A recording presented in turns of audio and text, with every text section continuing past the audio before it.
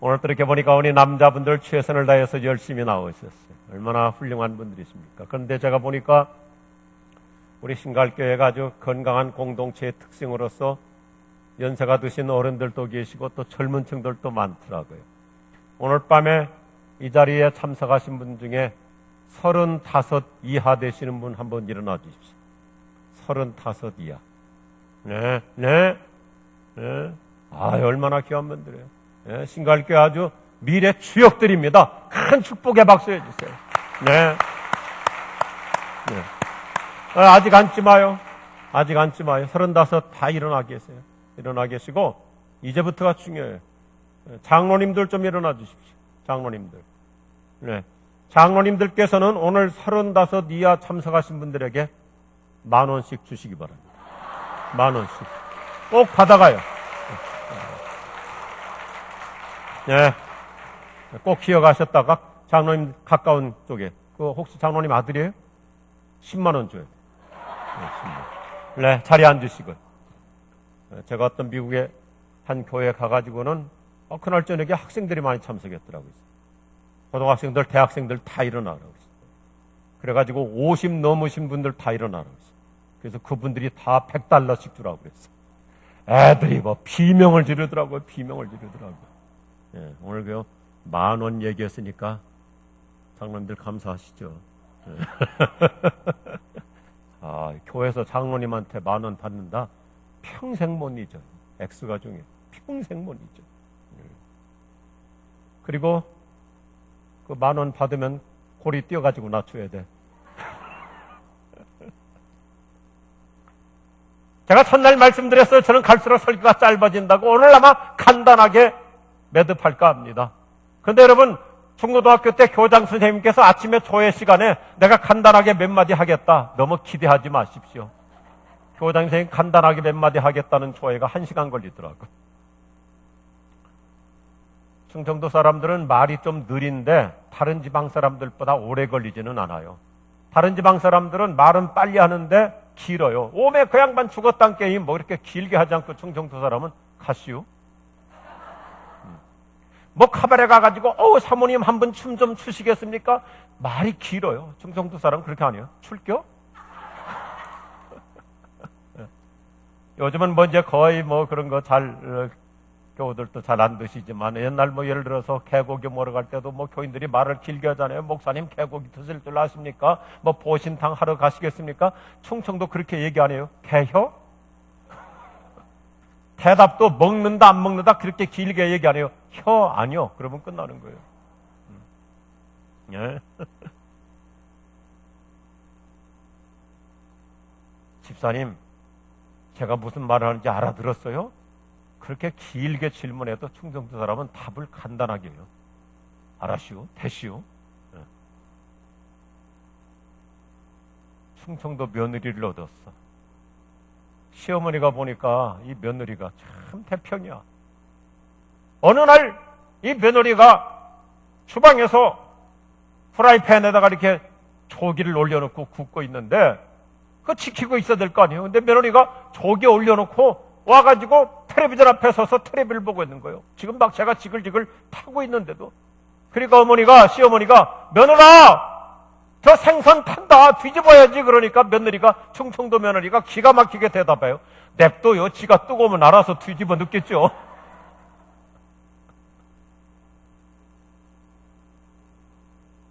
충청도 양반이 용인에 와가지고 이 신갈에 와서 택시 기사를 하시는데 손님이 타셨어요. 그럼 손님이 타면 기사님께서 아이고 손님 반갑습니다. 어디 가십니까? 물어야 되잖아요. 근데 손님이 탔는데도 묻지도 않고 그냥 가는 거예요. 그러니까 답답한 손님이 아니 기사님 내가 탔으면 어디 가느냐고 물어보셔야 될 거 아니에요. 그러니까 이 충청도 기사께서 간단하게 대답해요.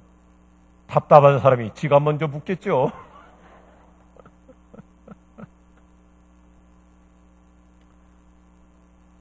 하루 종일 열심히 일터에서 일하시고 또 살림하시고 이렇게 저녁에 왔는데 교회 오면 일단 웃고 가야 돼요. 네, 그리고 또 눈물도 흘릴 수 있어야 되고요. 할렐루야. 요즘 젊은 아이들이 안타까운 게 하나 있어요. 사자성어를 잘 몰라. 한자.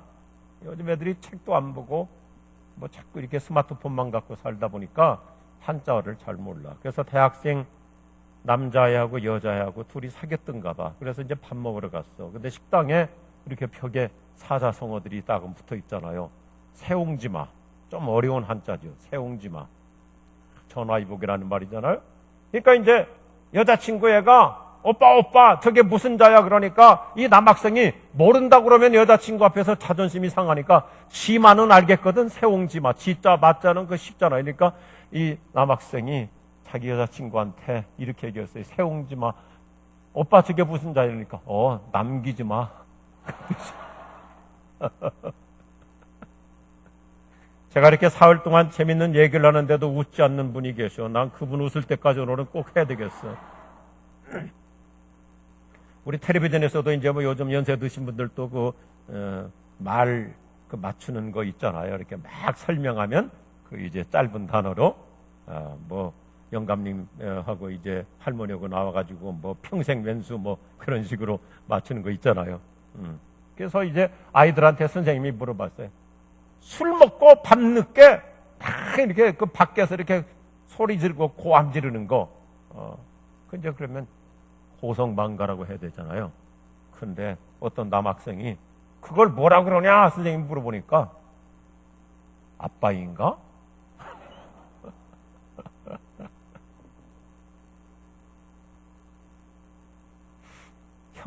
형하고 동생이 밥 먹으러 갔어, 식당에. 근데 또 거기에 사자성어가 붙어 있어요.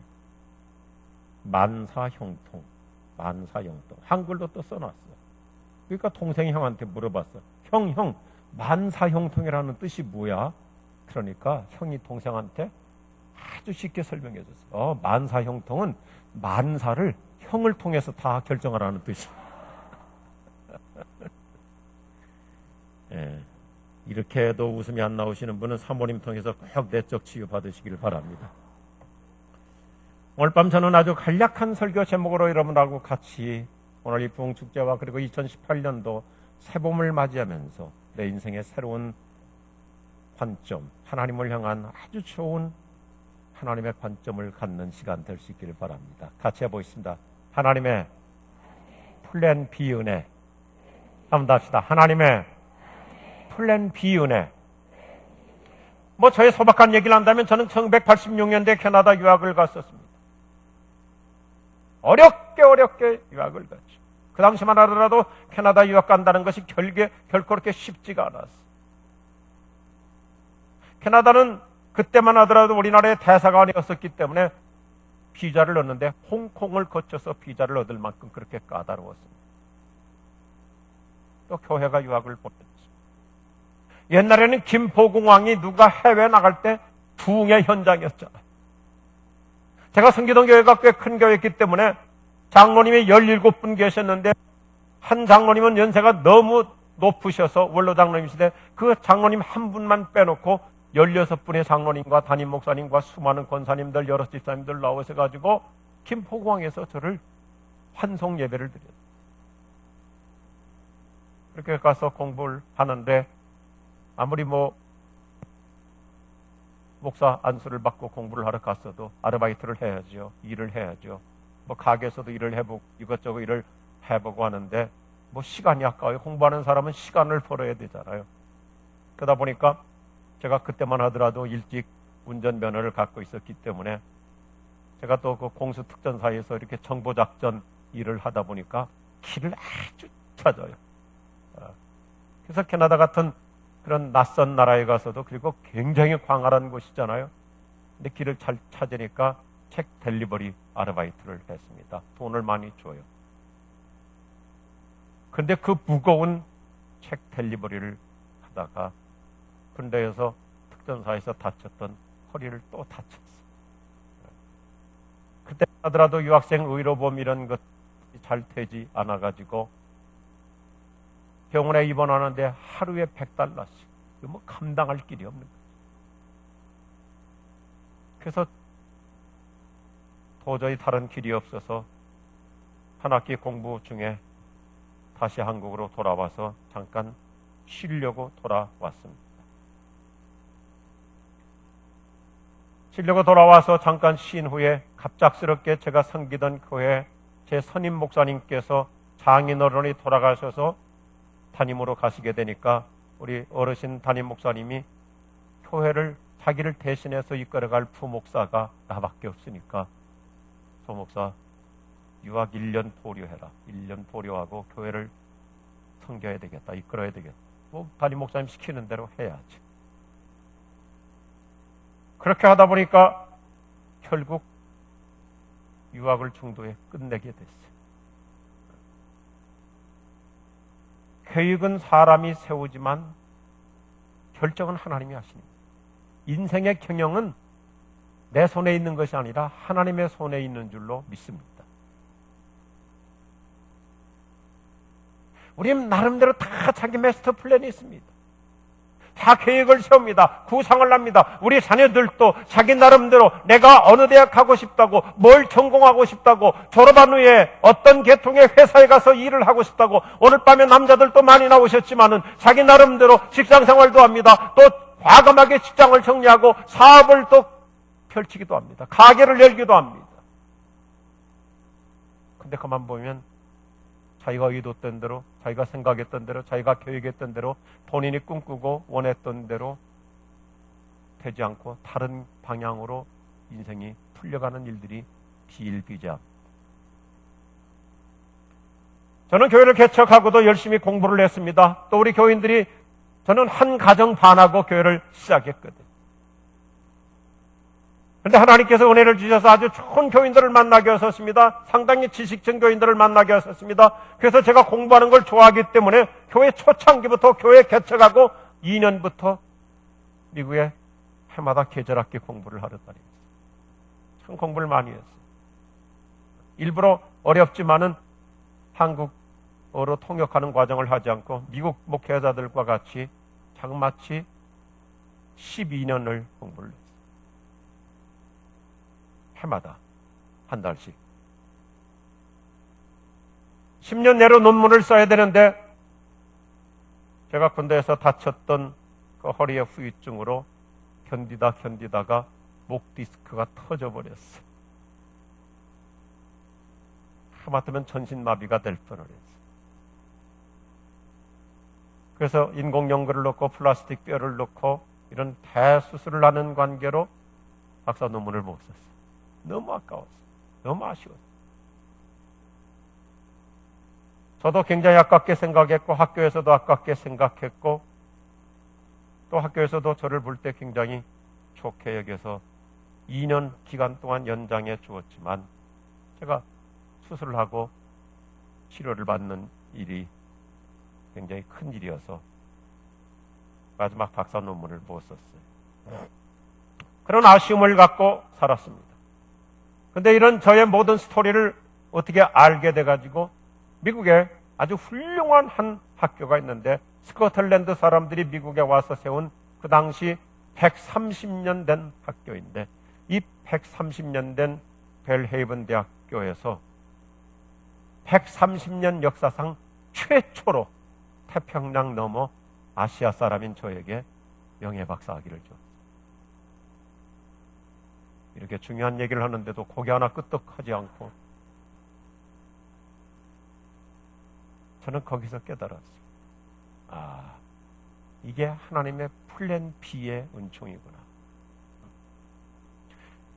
미국 역사상 130년 된 학교에서 아시아의 한 목회자에게 그 명예로운 박사학위를 준다고 주지사까지 다 동원해가지고 저를 축하해 주는데 참 대단한 행사더라고요. 우리 인생의 프로세스를 돌이켜보면 내 계획대로, 내 예정대로, 내 생각대로, 내 구상대로 내가 원했던 대로 되는 것이 아니라 오히려 내가 전혀 상상하지 못했던, 내가 예측하지 못했던, 내가 전혀 기대하지 못했던, 내가 전혀 꿈꾸지 않았던 하나님의 더 나은 계획이 내 인생을 이끌어 갈 줄로 믿으시면 아멘 하십시오. 이것을 하나님의 플랜 B 은혜라고 말하는 것입니다. 내 생각은 플랜 A입니다. 내 계획은 플랜 A입니다. 내 구상은 플랜 A입니다. 그런데 내 뜻대로 안 돼. 내 계획대로 안 돼서, 내 예정대로 안 돼서. 그것은 인생의 결코 실패가 아니에요. 하나님은 나를 향해서, 내 남편을 향해서, 우리 자녀들을 향해서 더 나은 플랜 B의 은총으로 내 미래를 이끌어 가실 줄로 믿으시면 아멘 하십시오. 이게 성경 얘기예요. 성경은 이런 얘기로 가득 차 있어요. 여러분 한번 보십시오. 여러분의 남편들, 아니 여러분 자신을 보십시오. 우리 자녀들을 보십시오. 대학에서 본인이 전공한 분야에서 자기 전공을 따라서 직업에 종사하는 사람은 20%도 안 됩니다. 20%가 뭐 요즘은 15%도 안 됩니다. 자기 전공 분야에 따라서 직장 생활하고 사업하는 사람 갈수록 더 적어져 가고 있어요. 그런데 우리는 그것을 결코 실패라고 안 하죠. 왜요? 인생의 계획은 사람이 하지만 결정과 인생의 경영은 하나님의 손에 달려있기 때문입니다. 플랜 B라고 하는 신조어는 원래 경제용어입니다. 경제용어예요. 그 크루크만 교수가 아시아 경제 위기 극복을 위한 처방으로 내놓았던 대안입니다. IMF라고 하는 국제통화기금에서 플랜 A, 고금리 정책, 긴축 재정 정책을 펼쳤지만 실패하고 말이죠. 그래서 크루크만 교수가 플랜 B라고 하는 용어를 내놓은 것입니다. 그런데 그만 보니까 이건 경제 용어가 아니에요. 성경의 모든 얘기예요. 사람이 계획합니다. 사람이 구상합니다. 사람이 비전을 품습니다. 자기 나름대로 계획서를 세웁니다. 자기 나름대로 인생의 마스터 플랜을 세웁니다. 내가 예를 들어서 대학은 어디를 가리라, 전공은 무엇을 하리라, 그리고 대학 졸업 후에 직장생활은 몇 년 동안 할 것이다. 직장 후에는 내가 이런 종류의 사업도 한번 해보리라. 예를 들어서 또 이사도 그렇죠. 내가 이 동네에서 살고 몇 년 후에는 어느 지역에 아파트를 분양받을 것이며 자기 나름대로 다 계획을 세웁니다. 그런데 그 계획대로 되는 것보다도 오히려 전혀 뜻밖으로 내가 상상하지 않았던 하나님의 인도하심을 따라 사는 것이 우리 인생의 현장이에요. 그런 일들이 얼마나 많습니다. 우리 여성분들 중에서도 특별히 대학 다닐 때 사귀기는 미스터 키모고 사귀었는데 결혼은 미스터 리하고 했잖아요.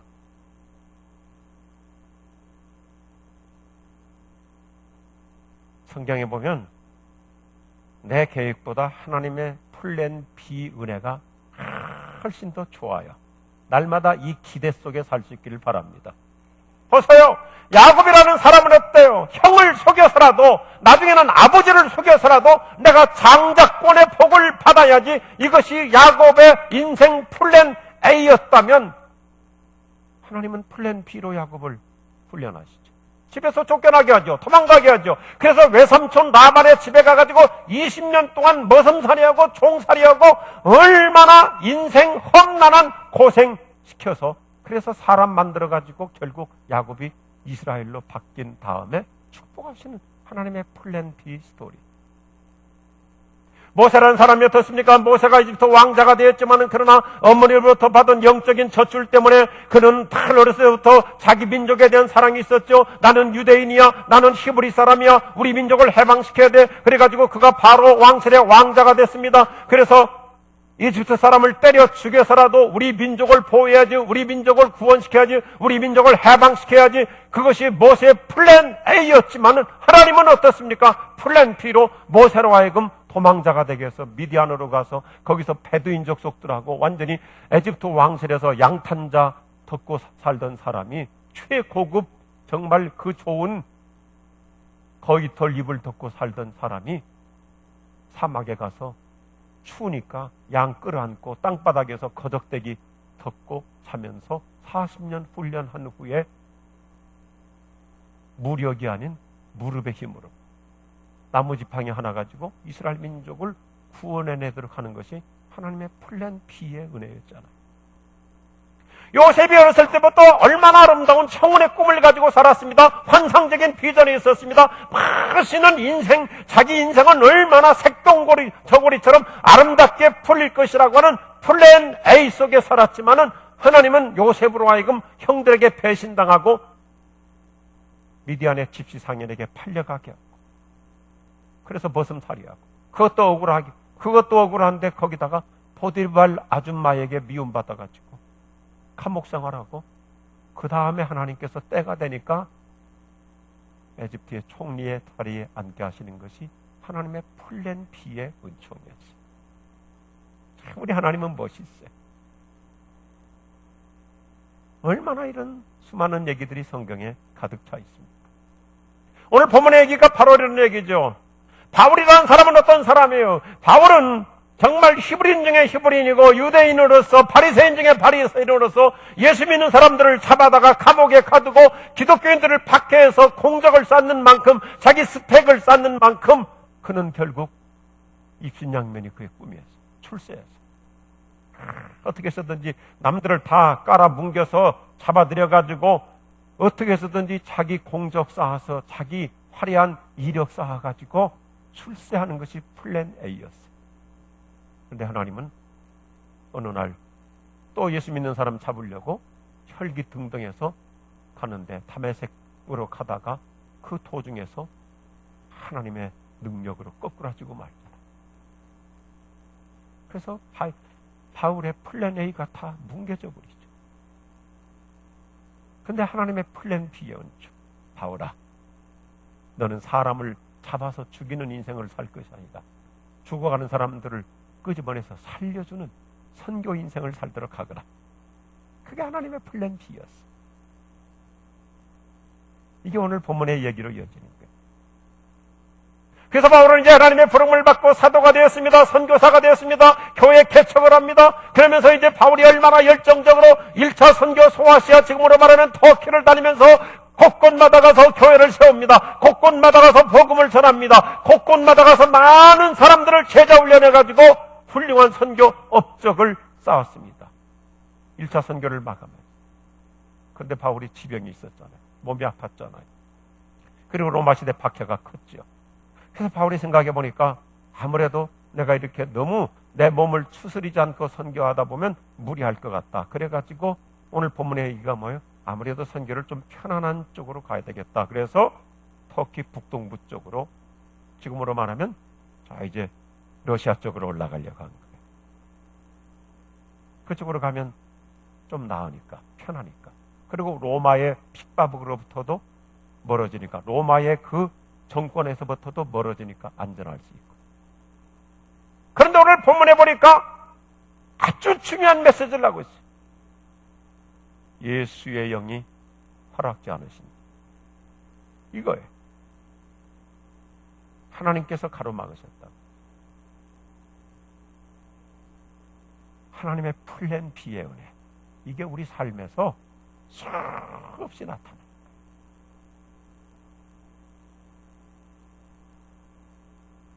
우리 중에 과연, 요즘은 도시문화 있잖아요. 현대인을 가르쳐서 유목민이라고 그래요. 유랑생활, 유목민.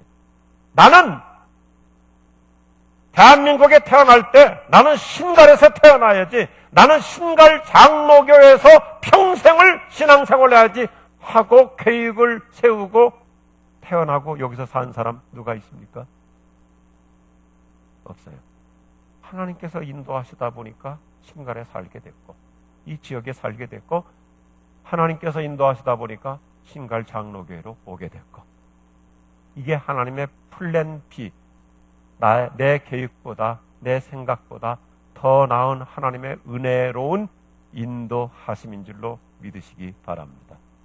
하나님이 이끄신 거예요. 하나님 인도하십니다. 여러분이 존경하는 우리 이광수 목사님 통해서 우리 신갈교회 얼마나 건강한 신앙의 기초 다지기를 하면서 이렇게 우리 교우들이 행복한 교회 생활을 잘 하고 계시는데, 교회라는 말 수없이 들었을 거예요. 교회라는 말 여러 가지 용어가 있지만은 가장 기본적인 용어가 에클레시아라는 말이죠. 부름을 받았다는 뜻이죠. 하나님께서 우리를 불러내신 거예요. 여러분, 오늘 밤에 완전히 교회에 대한 개념을 하나 달리 가져야 돼요. 이 지역에 있는 수많은 교회들 중에, 여러 교회들 중에 내가 신갈교회를 택한 것이 아니에요. 이래서 사람들이 문제가 되는 거예요. 여러 교회 중에 내가 한 교회, 신갈교회를 택했기 때문에 내 마음대로 내가 또 다른 데로 옮겨갈 수 있고, 내가 뭐 신갈교회만 교회냐? 내가 다른 교회 가겠다. 모든 결정권을 자기가 가지려고 하는데, 성경은 교회를 그렇게 해석하지 않아요. 성경은 하나님께서 불러내셨다 그래요. 하나님께서 나를 신갈교회로 불러주신 줄로 믿으시면 아멘 하십시오. 내가 선택한 것이 아니라 하나님이 나를 주님이 핏값으로 사신 신갈교회로 불러주신 것입니다. 이게 하나님의 인도하심. 내가 마음대로 이 교회 갔다 저 교회 갔다 이리 갔다 저리 갔다 하는 것이 아니라 하나님께서 내 인생의 행보를 그분이 이끌어 가시고 그분이 세우신 그분의 교회로 나를 인도해 주신 거예요. 그러니까 분명한 것이 하나 있어요. 이 지구상에 신갈교회 하나만 있다 그런 뜻으로 설교하는 것이 아니라 우리는 언제든지 하나님이 나를 이곳으로 인도해 주셨다면 하나님께서 나를 다른 교회로 인도하신다는 확신이 없다면 계속 이 교회에 있어야 되는 거예요. 하나님께서 특별하게 나를 하나님의 큰 섭리 속에서 나를 다른 교회로 인도해 주시는 것이 확실하게 드러나지 않는다면 그것은 내가 결정하는 거예요. 그건 내 마음대로 내가 결정하는 거예요. 그렇게 신앙생활을 해서는 안 되는 거예요. 하나님이 나를 신갈교회로 불러주셨다면 아브라함을 하나님이 불러내셨듯이 하나님이 인도하셔야만 나는 움직이고 나는 그렇게 따른다. 이런 신앙으로 살아갈 수 있기를 바랍니다. 이게 하나님의 플랜 B가 될 수도 있고 플랜 C가 될 수도 있고 플랜 D도 될 수 있는 거죠. 나를 향한 하나님의 플랜 B의 은총, 우리 늘 기대해야 돼. 내 인생의 다음 단계는 하나님이 어떻게 이끌어 가실까? 어떻게 인도하실까? 에벤네셀의 하나님 여기까지 인도하셨다면 다음 단계 하나님은 또 어떤 지금보다 더 좋은 계획, 지금보다 더 나은 마스터 플랜, 지금보다 더 좋은 하나님의 청사진에 따라서 내 인생의 다음 단계를 그분이 이끌어 가실 줄로 믿습니다. 그러면 우리는요 아웅당할 필요가 없어요. 뭐 조마조마할 필요가 없어요. 미래에 대해서 염려하거나 걱정할 필요가 없어요. 여기까지 인도하신 하나님이시라면 거기까지 주님 앞에 서는 그날까지, 천국 가는 그날까지, 천국 가는 그날까지, 주님 그날까지 내 인생의 걸음은 하나님이 더 좋은 계획으로, 하나님의 더 나은 청사진으로, 하나님의 더 놀라운 축복된 마스터 플랜으로 내 걸음을 이끌어 가실 줄로 믿습니다. 그래서 요번에 이런 훌륭한 신앙 고백을 하잖아요. 나의 가는 길을 오직 그가 하시나니 그가 나를 단련하신 후에는 내가 정금같이 나으리라. 여기 보니까 욥이 나의 가는 길을 내가 안다 그러지 않았어요. 욥이 자기에게 그런 어려운 일이 있을지 환란이 있을지 인생의 뜻밖의 사건이 있을지 몰라요. 그런데 욥이 깨달은 것이 중간이지만 분명히 깨달은 게 있어요. 내 앞길을 나는 모르지만 나의 가는 길을 주님이 계획을 세워놓고 이끌어 가시기 때문에 나는 오직 주님만 붙잡고 주님만 의지하며 꿋꿋하게 가겠습니다. 나의 길 오직 그가 아시나니 나를 단련하신 후에 내가 정금같이 나오리라. 이미 말씀드린 대로 사도 바울 처음에는 자신의 출세를 위해서, 자신의 입신양면을 위해서, 자신만의 미래 야심을 위해서 얼마나 자기 인생 계획을 철저하게 세웠습니까? 아마 예수 믿는 사람들을 잡아들이는 것도 자기 나름대로 다 마스터 플랜을 세웠을 거예요. 예를 들어서 이번 주간에는 내가 용인에 가서 사람들을 잡아올게요. 다음 주에는 광교에 가서, 그 다음 주에는 하갈에 가서, 그 다음 주에는 구갈에 가서, 이런 식으로 자기 계획을 세웠는데 주님께서 사도 바울을 궤도 수정해 버리시죠. 그래서 너는 앞으로 이방인을 구원하는 선교사로 내가 쓸 것이다. 이게 하나님의 플랜 B의 은총. 이런 맥락에서 바울은 이미 설명한 대로 터키에서 아주 성공적인 선교 활동을 했습니다. 그런데 그는 북쪽 지역으로 가려고 했더니 하나님께서 막으십니다. 오늘 6절 보니까 성령께서 그 계획을 막으십니다. 예수의 영이 막으십니다. 이상하게 일이 꼬이는 거예요. 안 풀리는 거예요. 바울이 뭐 잘못한 거 아니에요. 바울은 선교하겠다는 거예요. 선교 안 하겠다는 게 아니에요. 목회 안 하겠다는 게 아니에요. 교회에서 집사로서 봉사 안 하겠다는 게 아니에요. 그런데 바울이 분명히 북쪽 지역으로 선교 계획을 잘 세웠어요. 다 필요하니까. 어디든지 필요하니까. 그런데 이상하게 안 풀려요. 근데 바울은 아주 그 계획을 완벽하게 세우는 사람이기 때문에 7절을 보면 요즘 번역 성경은 아주 쉽게 잘 표현해주는데 자기가 세운 계획대로 선교하려고 용을 썼다 그랬어요. 기를 썼다 그랬어요. 근데 성령님은 계속 막으세요. 예수의 영이 허락지 않았습니까? 계속 막으셨다는 것을 가르쳐요. 오늘 우리에게 이런 현상이 나타날 수 있어요. 우리도 다 나름대로 사업을 할 때, 직장생활을 할 때, 우리 자녀들이 또 대학에 들어갈 때 부모는 부모대로, 자녀들은 자녀들대로 다 기도하잖아요. 뭘 전공하면 좋을까? 어느 대학에 가면 좋을까? 입학원서 써놓고도 어머니들 얼마나 피를 말리면서 기도합니까? 입학원서 써놓고서나 여러분 가운데 뭐 미아리 가서 점치고 오는 사람 없잖아요. 오히려 새벽마다 나와서 기도하고 하나님 내 아들이 내 딸이 어느 대학에 갔으면 좋겠습니까? 무엇을 진짜 전공했으면 좋겠습니까? 나중에 회사 입사 원서 쓸 때도 또 하나님께서 어떻게 인도하실 것인지 기대하면서 원서를 내기도 하잖아요. 또 여러분이 가게를 하거나 사업을 하거나 뭘 하든지 그냥 뭐 마음 내키는 대로 어느 날 갑자기 하는 게 아니잖아요. 얼마나 연구하고 얼마나 리서치하고 얼마나 시장 조사하고 가게 하나 얻더라도 얼마나 뭐 천지사방 다니면서 어느 자리가 좋을까 얼마나 노심초사하면서 또 나름대로 작정 기도하고 하나님 앞에 새벽마다 나와서 1000번제도 드리면서 자기 나름대로 그렇게 하나님의 뜻이 무엇인가를 확인하면서 추진하잖아요. 노력하잖아요. 그런데 이상하게 희한하게 일이 안 풀릴 수도 있어요.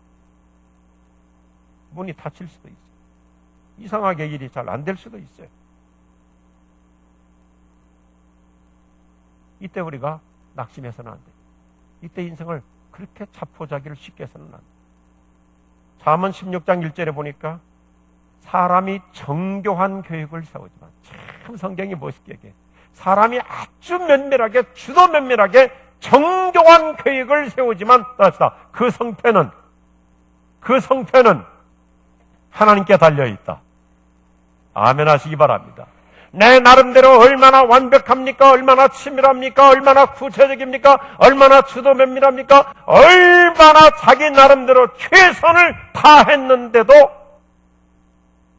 내 뜻대로 안 될 수가 있죠. 모든 결정권은, 모든 주권은 하나님의 손에 달려있는 줄로 믿으셔야 합니다. 왜요? 내 계획보다 하나님의 계획이 크거든요.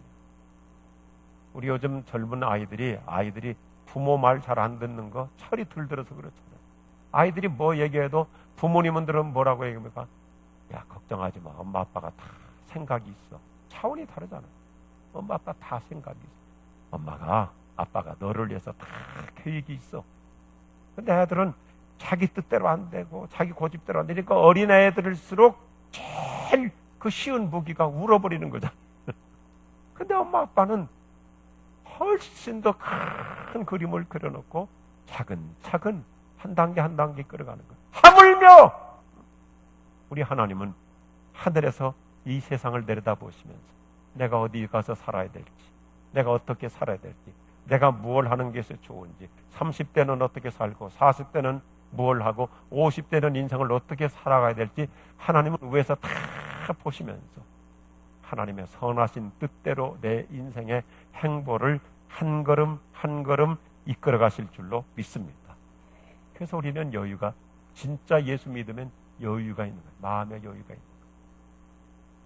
주께서 알아서 하시기 때문에.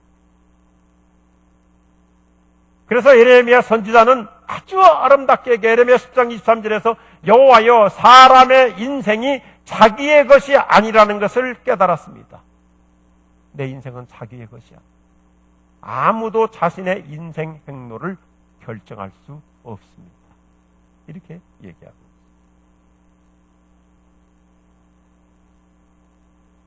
금세기 최고의 설교자인 미국의 찰스 스윈들 목사님은 이렇게 참 멋있게 가르쳐줘요. 혹시 PPT 있으면 띄워주시고, 제가 부탁했는지 어떠는지 잘 모르겠는데, 우리가 계획을 세우는 것은 잘못이 아니다. 그리고 심사숙고하는 것도 잘못이 아니다. 우리가 누군가와 의논하는 것도 잘못이 아니다. 하지만 그렇게 진행하는 동안 성령님의 내적 감화에 민감해야 한다. 그분의 감화는 세미하지만 말할 수 없이 중요하다. 성령님께 늘 마음을 열어두라. 그러면 주님의 인도하심을 잘 감지할 수 있을 것이다. 이거예요. 우리 조심해야 돼요. 목사인 저부터 조심해야 돼요. 예수를 오래 믿은 사람일수록 조심해야 돼요. 기도 꽤나 한다는 사람일수록 조심해야 돼요. 뭐냐면 자기 생각이 곧 하나님의 생각으로 고집해. 내가 기도한 것이 절대적인 것으로 아성이 있어. 그래서 예수 오래 믿은 사람일수록 영적 고집이 세요. 성령님도 못 바꾸신다고 그래. 그 안에 하물며 우리 예수님은 뭐라고 말씀하십니까? 우리 예수님만큼 철저하게 하나님 중심으로 살으신 분이 이 세상에 누가 있어요? 그런데도 예수님은 뭐라고 말씀해요? 아버지여, 내 뜻대로 마옵시고 아버지의 뜻대로 하옵소서. 이 신앙 가져야 되는 거예요. 이걸 뭐 조금 고급한 단어로 하나님의 주권, 하나님의 주대심이라고 그러는데, 우리는 목사부터 그래. 말로는 또 그렇게 얘기해. 그런데 막상은 늘 자기 고집대로, 자기 생각대로, 자기 주관대로, 자기 철학대로, 자기 이념대로, 자기 경험에 비추어서 그걸 내려놔야 돼. 하나님의 플랜 B. 오늘 사도행전 보면 9절과 10절을 보면 바울이 하나님의 플랜 B의 축복, 하나님의 플랜 B의 은혜 참 아름답게 얘기죠. 그날 밤에 바울은 꿈을 꾸었다. 마게도니아 사람 하나가 멀리 해안에 서서 바다 건너 이쪽을 향해 외쳤다. 마게도니아로 건너와서 우리를 도와달라. 이런 내용으로 얘기하는 거예요. 그 꿈이 바울의 갈 길을 정해주었다. 우리는 곧장 마게도니아로 건너갈 준비에 착수했다. 모든 조각이 꼭 들어맞았다. CG 띄워주시면 좋겠습니다. 이제 하나님께서 유럽 사람들에게 복된 소식을 전하라고 우리를 부르셨음을 확신했다. 바울은 북쪽으로 가려고 그러는데 하나님은 바울로 하여금 서쪽으로 가게 하십니다. 서쪽으로. 이게 하나님의 놀라운 플랜 B의 은혜. 바울은 터키 북쪽으로 선교를 가려고 했는데 그날 밤에 성령께서 바울의 길을 막으시고 마게도니아 환상을 통해서 건너와서 우리를 도와달라. 자, 오늘 제가 서론 길게 얘기했는데 이제부터 중요합니다. 참 저와 여러분의 인생은 하나님께서 내 생각보다 내 계획보다 얼마나 놀라운 플랜 B의 은혜로 나를, 우리 자녀들의 앞길을, 내 남편의 미래를 차근차근 이끌어 가시는지 제가 오늘 두 가지 얘기를 드릴 테니까 그 믿음으로 살면 우리 평생 우리는 하나님의 축복 속에 살게 될 줄로 믿습니다. 첫 번째 같이 하죠. 하나님은 차선보다 최선으로 축복해 주십니다. 좀 CG 띄워주세요. 오늘 CG가 좀 이렇게 충청도 얘기를 했더니 좀 느리네요. 띄워주세요. 하나님은 차선보다 최선으로 축복해 주십니다. 지금 저 충청도 지금 온양쯤 갔어. 아직까지 창안까지 가려면 한참 더 가야 돼. 1번 띄워달라니까요. 하나님은 차선보다 최선으로 축복해 주십니다. 자, 바울이 왜 선교 사역을 열심히 하면서 1차 선교를 마치고 왜 북쪽으로 가려고 했냐면 바울이 선교를 해보니까 바울은 큰 지병이 있었잖아요. 이거 힘들어. 그러니까 아무래도 좀 편안한 쪽으로 가야 되겠다.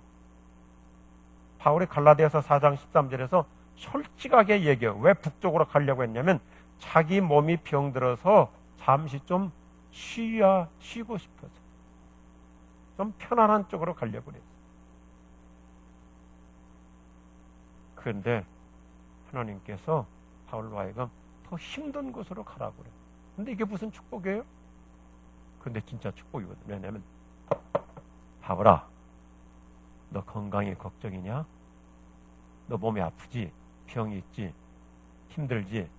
그래서 힘들지 않은 곳으로 가려고 그러지? 그래, 내가 너 알지? 힘들어. 너 몸이 안 좋아. 너 치명적인 병이 있어. 바울아, 염려하지 마. 내가 너한테 훌륭한 메디컬 닥터, 의사 붙여줄게. 그래서 이때부터 바울에게 누가라고 하는 성령 충만한 실력 있는 의사를 붙여준 거예요. 이게 하나님의 플랜 B의 은혜예요. 놀라워요. 성경은 정말 기가 막혀요.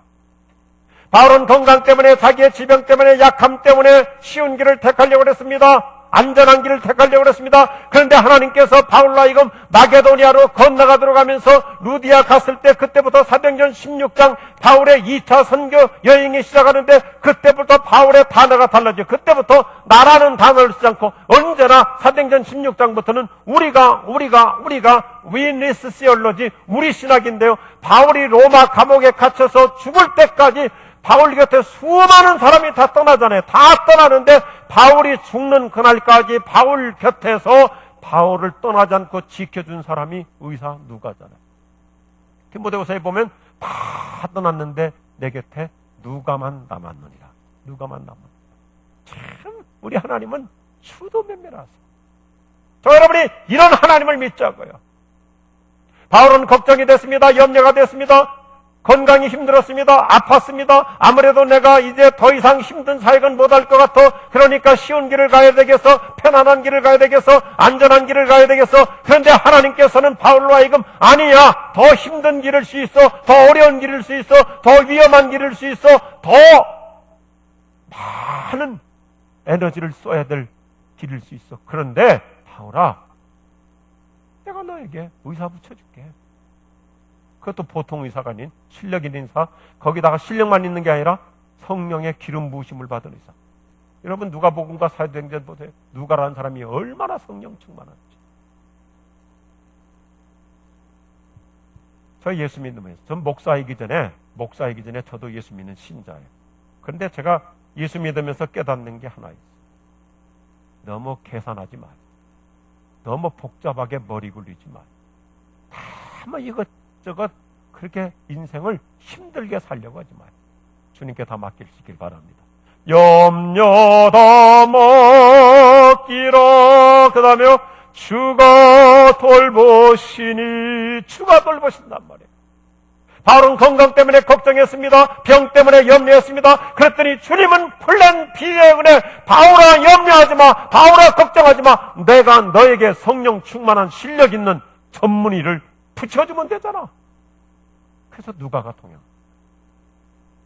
잠언 3장 6절은 이렇게 우리에게 보장해 주죠. 너는 내 모든 길에서 그분을 인정하라. 그분을 신뢰하라. 그리하면 그분이 너의 길을 어떻게 해요? 형통하게 만들어 주실 것이다. 믿으시기 바랍니다.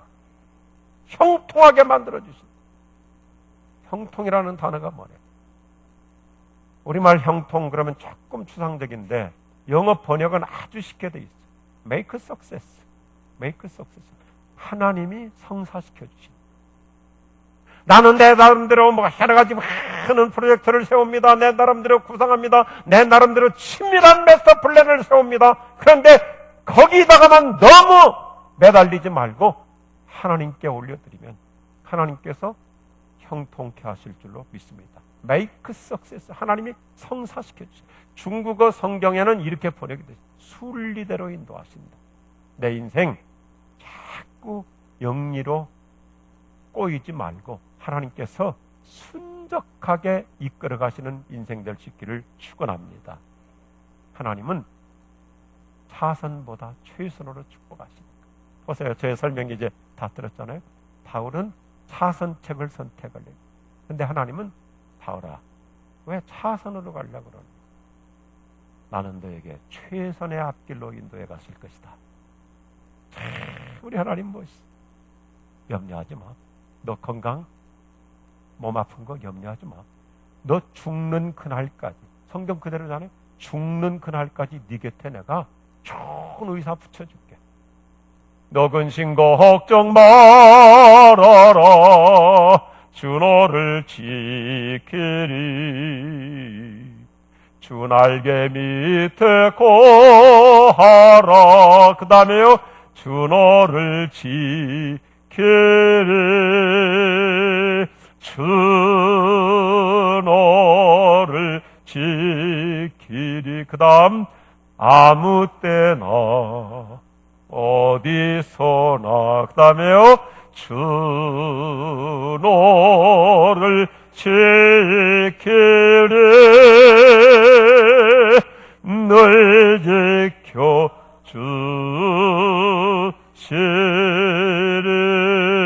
주시리. 할렐루야.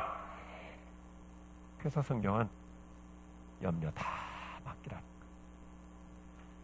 내가 세운 계획, 내가 원하는 거, 내가 바라는 거, 내가 소원하는 거, 내가 꿈꾸는 것은 하나님이 보실 때는 차선일 수가 있어요.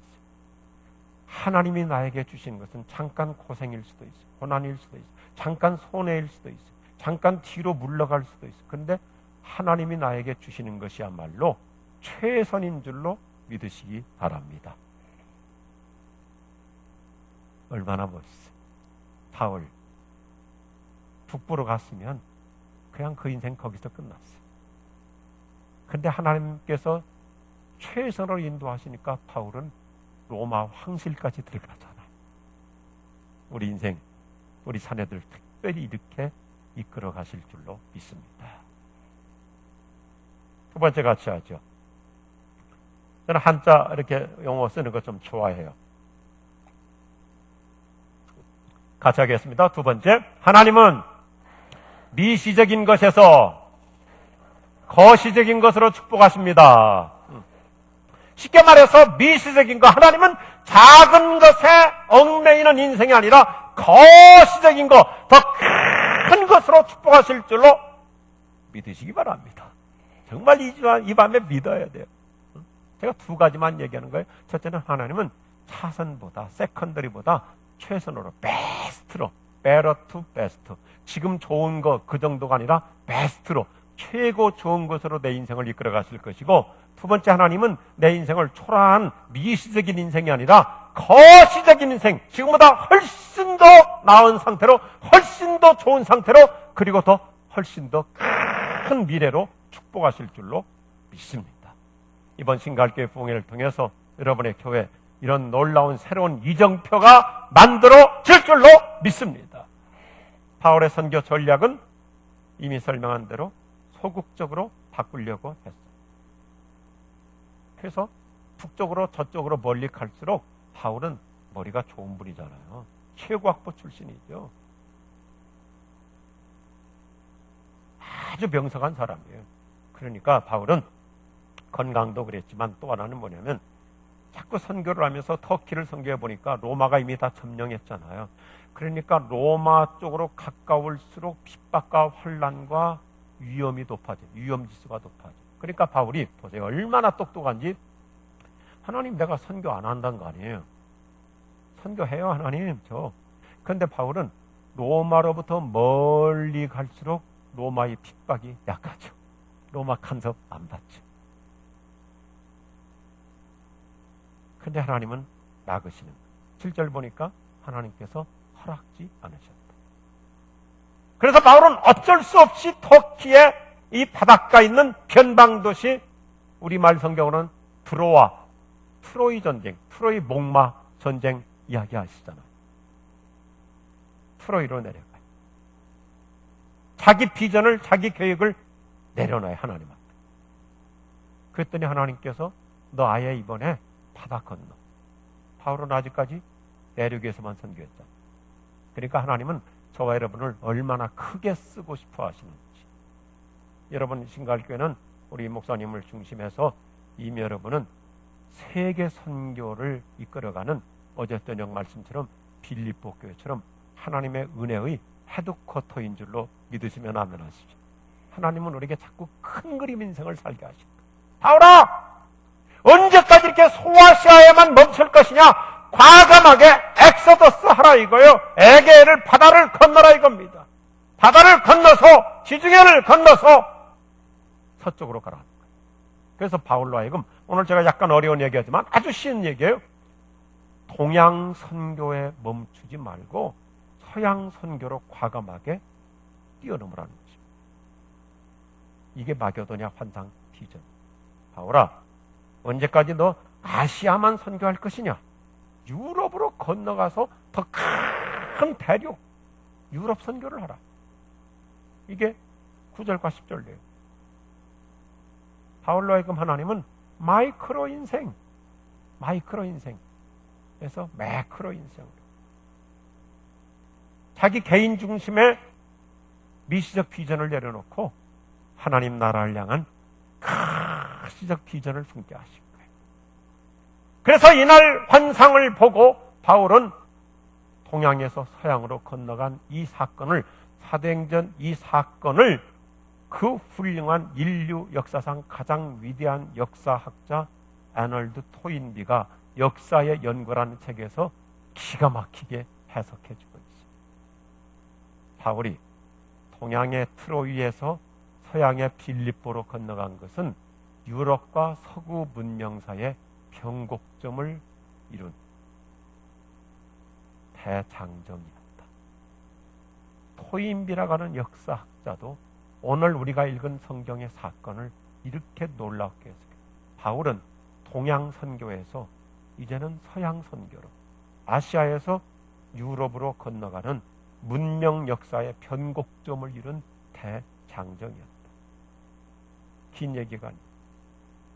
하나님은 바울이 소박하게 그냥 하나님 나는 그냥 동양 선교만 하겠습니다.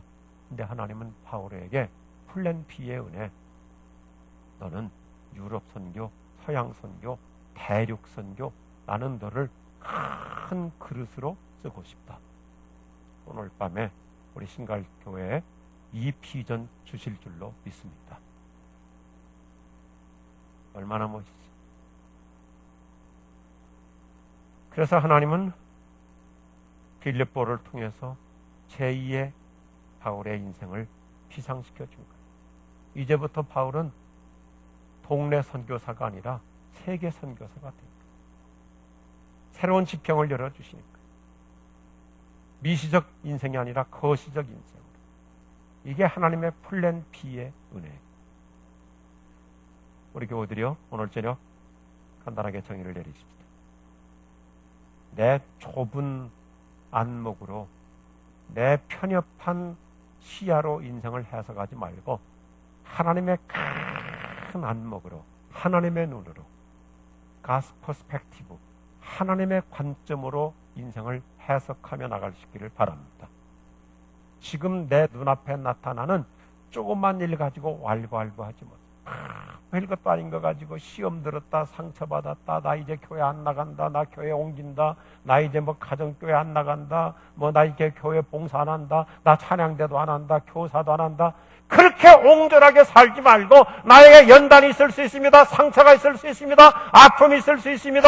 손해를 볼 수도 있습니다. 일이 뜻대로 안 될 수 있습니다. 열심히 하려고 그랬는데 가로막힐 수 있습니다.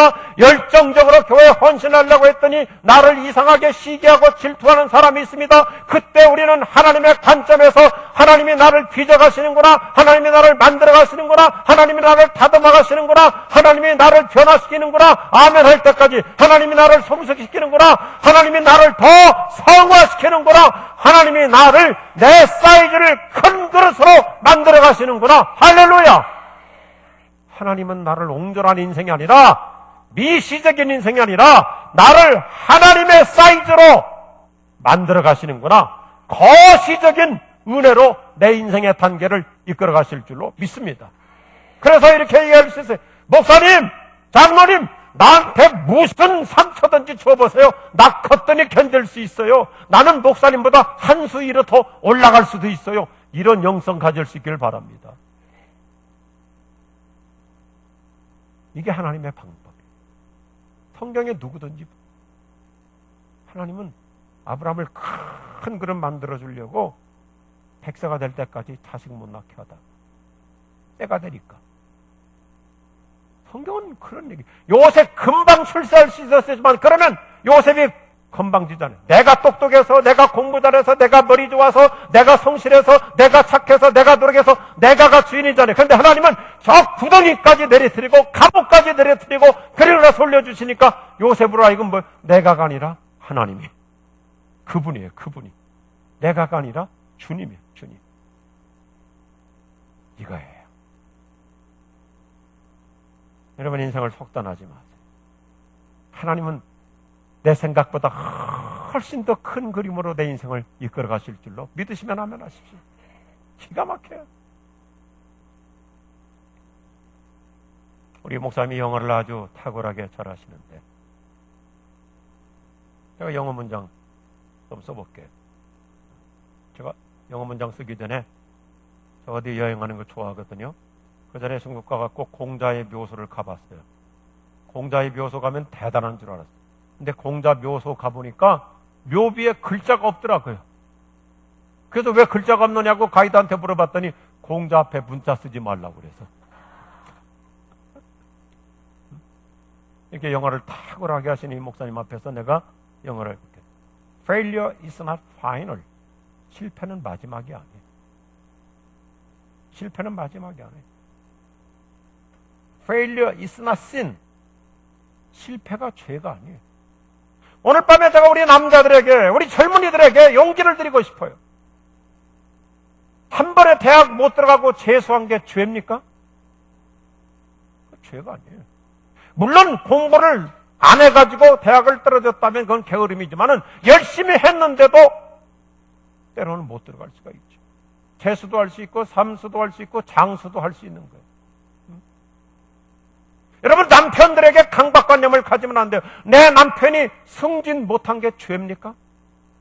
사업하다 실패한 게 죄입니까? 사기쳤으면 죄죠. 그런데 열심히 했는데 애써서 했는데 정말 성실하게 했는데 뜻대로 안 될 수도 있잖아요. 교회마저도 특별히 장로교인들이 이거 조심해야 돼요.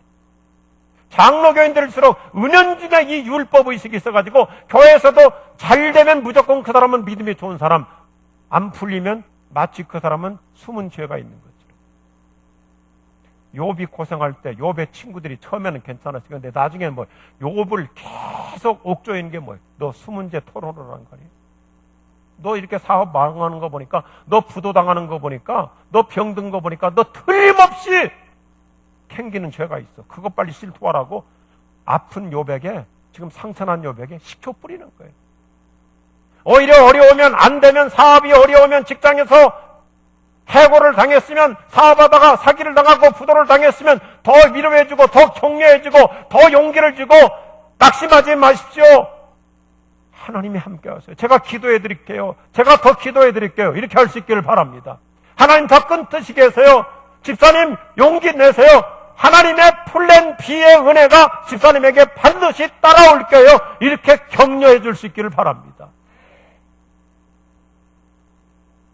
우리는 사랑방이라고 그러는데, 저는 뭐 제가 교회를 개척한 분이니까, 개척한 사람이니까 처음부터 저는 사랑방이라고 그랬어요. 옥하는 목사님은 다락방이라고 그랬는데, 다락방은 서구적인 단어라서 저는 신학교 다닐 때 제가 교회 개척을 꿈꾸고 있었기 때문에 이름을 정해놨어요. 사랑방. 사랑방은 순수 우리나라 풍토잖아요. 우리 목자라고 그러는.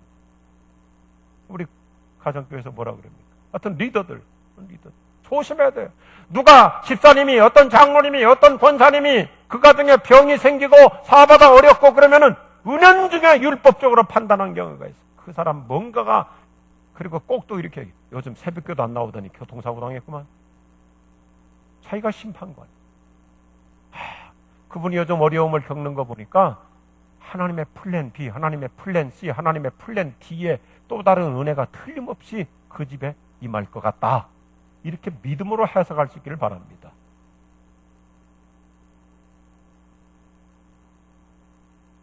사업도 안 되는 거 죄가 아니에요. 우리 아이가 대기업에 못 들어간 게 죄가 아니에요. 우리 애가 대학을 한 번에 못 들어간 게 죄가 아니에요. 하나님은 우리를 미시적인 인생에서 거시적인 인생으로 데리고 가려고 우리를 작품 만드시는 거예요. 작품 만드시는 거예요. 제 딸도 재수를 했거든요. 근데 우리 딸이 기가 막힌 얘기를 해요. 아빠, 내가 그때 재수 정말 잘했어. 그때 1년 동안 내가 내 자존심 구기고 나 그때 내 성격 잘 다듬을 수 있어서 1년 재수한 것이 평생 나에게 얼마나 내 성품 연단에 큰 복이 됐는지. 그래서 내가 딸한테 그래. 야, 그럴 줄 알았으면 삼수 장수를 할 걸 그랬다. 그러면 성자가 됐을 텐데. 그래요. 리빙스턴이라는 사람은 원래 중국 선교를 계획했지만 하나님은 그를 아프리카로 가게 하셔서 아프리카 밀림 선교의 대부가 됐잖아요. 윌리엄 캐리는 원래 배우지 못한 사람이기 때문에 저 남태평양 그저 원주민들이 사는 토인들이 사는 조그만 그 섬에 가서 선교하려고 그러는데 하나님은 그를 세계에서 인구가 두 번째로 많은 인도로 가서 인도 선교, 현대 선교의 시조가 되게 하셨어요. 하나님의 플랜 B는 훨씬 더 크고 좋은 거예요. 믿으시기 바랍니다. 하나님께서 우리 이 목사님을 플랜 B의 은혜로 충청도에서 목회하시는 분을 신갈로 데려다 놓으셔서 신갈 장로교 88년 역사 있는 이 교회를 새롭게 하나님이 기뻐하시는 교회로 부상시켜 주셨잖아요. 나는 참 감사해요. 이런 분이 서울 목동에 왔으면 제가 목회를 못하거든. 그러니까 하나님께서 여기로 이렇게 안배해 주시는 게 얼마나 감사한지. 할렐루야. 그래요. 이런 일들이 얼마나 많은지 몰라요. 제가 한 사람 얘기하고 마칠게요. 어젯밤에 얘기했던 그 하림기업의 회장 김은국 회장님. 그분이 이리 신광교회를 위해서 정말로 엄청나게 헌신. 100억짜리 땅을 50억에 팔고 그 중에서 25억을 또 떼서 바치고 그리고 교회 건축하는데 엄청난 헌금을 했어요. 그런데 양계장에 불이 나버리고 다 타버렸어요. 알거지가 돼버렸어요.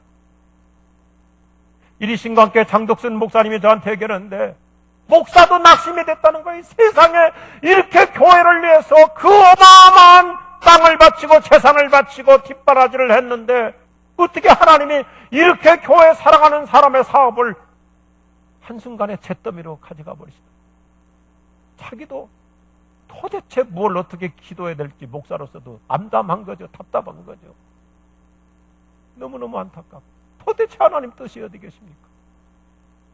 그런데 이 하림 김은국 장로님 그때 집사 때인데 양계장이 다 타버렸어요. 완전히 다 타버렸어요. 뭐 우리나라 대형 화재 사건이었죠. 근데 뭐 자기가 배운 것은 양계밖에 없으니까 그래서 이제 돈은 없고 그러니까 양계는 땅이 있어야 되잖아요. 땅이 있어야 되는데 어디 뭐 재산이 없으니까 저 경상도 상주 근처에 산 꼴짝꼴짝 그런 데는 땅값이라는 게 없으니까 산 꼴짝 깊이 들어가가지고 거기다가 비닐하우스 치고 양계를 시작한 거예요. 그런데 보세요. 하나님의 플랜 B의 은혜가 얼마나 기가 막힌지. 그 해에 우리나라에 가장 심각한 조류독감이 왔어요. 그래서 전국의 양계장 닭을 다 폐사시켜버렸어요. 수천만 마리를 다 폐사시켰어요. 그런데 유일하게 조류독감이 들어가지 않은 곳이 어디냐면 그 골짜기는 너무 깊어가지고 이 조류독감이 산에까지 올라갈 힘이 없어서 그래서 그 해에 닭값이 수십 배 올라가지고 망했던 거 1년에 다 찾았대. 그래서 오늘날에 하림이 된 거예요. 오늘 얘기 또 잘못 듣고 가서 또 분리 지르지 말고.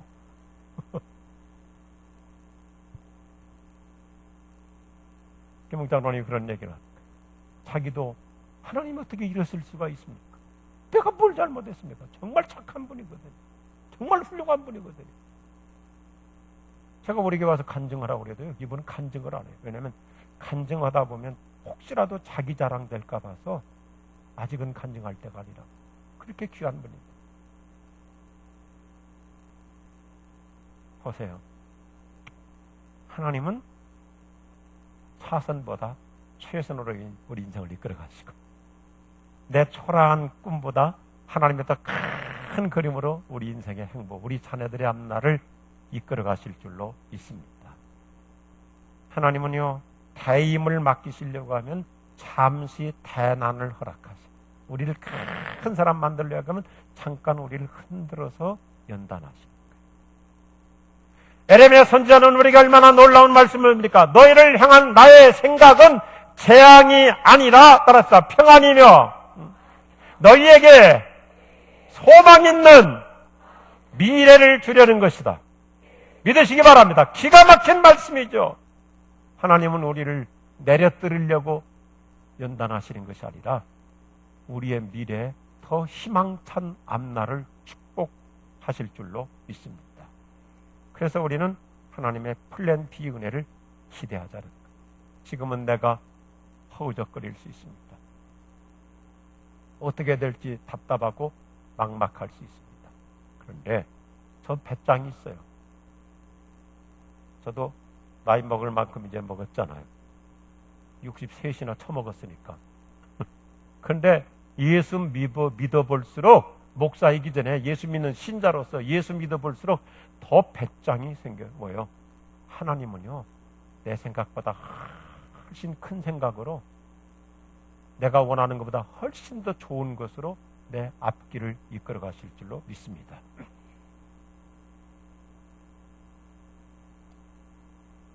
마지막 하죠.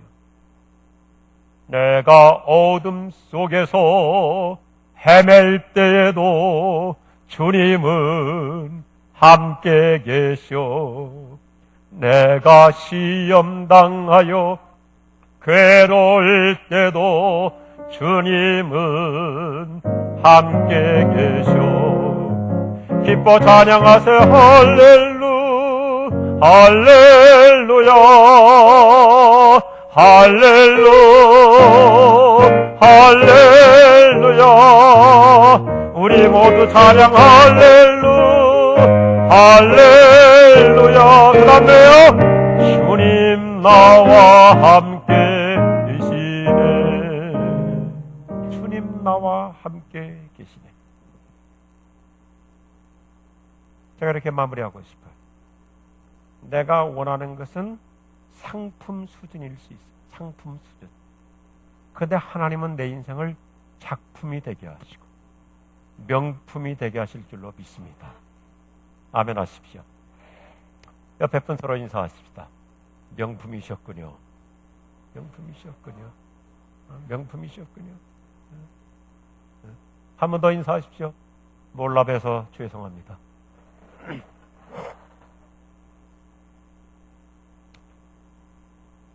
오늘 이번 부흥 축제를 통해서 저 여러분 큰 자기 이미지 같죠.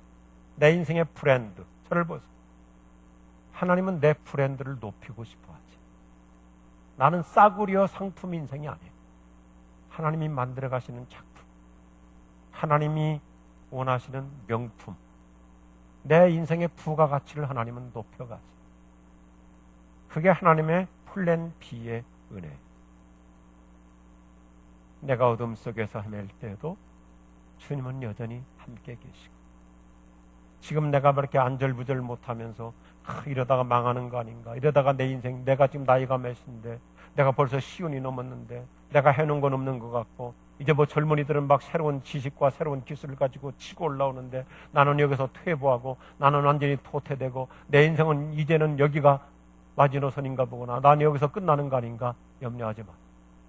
당신이 하나님만을 믿고 나간다.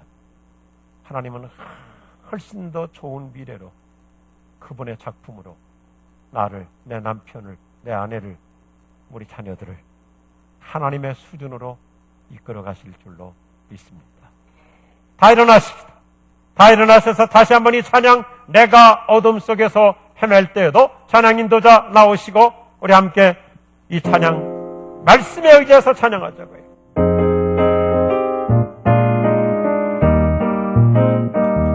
내가 어둠 속에서 헤맬 때에도 주님은 함께 계셔. 내가 시험 당하여 괴로울 때도 주님은 함께 계셔. 기뻐 찬양하네 할렐루 할렐루야 할렐루 할렐루야. 우리 모두 찬양 할렐루